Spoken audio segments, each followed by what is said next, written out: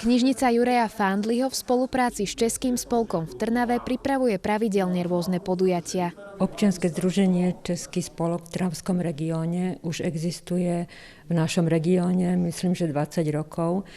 Združuje vlastne Čechov, Moravákov a Slezanov, ktorí žijú v našom regióne. Výsledkom aktívnej 10-ročnej spolupráce sú stretnutia so známymi spisovateľmi či novinármi. Jedným z nich je aj človek s veľkou túžbou odhaľovať tajomstvá. Autor literatúry Faktu Milan Zacha Kučera. V Trnave představil knihu Najväčšie tajomstvá Tretej ríše. V knížce tak nejzajímavější jsou ty otázky, kde se ztratil veškerý ten stavební materiál, který popisuje říšský ministr hospodářství a který tam v oblasti není prostavěn. Ľudia sú zvedaví na tajomstvá, ktoré ešte by sme mohli odhaliť počas nacistickej ríše, čo všetko sa dialo a čo ešte dnes by mohlo byť zaujímavé. V knihe autor poodhaľuje záhady druhej svetovej vojny a neobjasnené otázky z tohto obdobia. Trvalo mi to 2 roky, psal jsem mi vždycky 12. v noci a 2. ráno a ještě ji teda psal můj zesnulý kokr Španěl, který se mnou chodil ven, když už mi to nemyslelo a diktoval mi, co mám psát.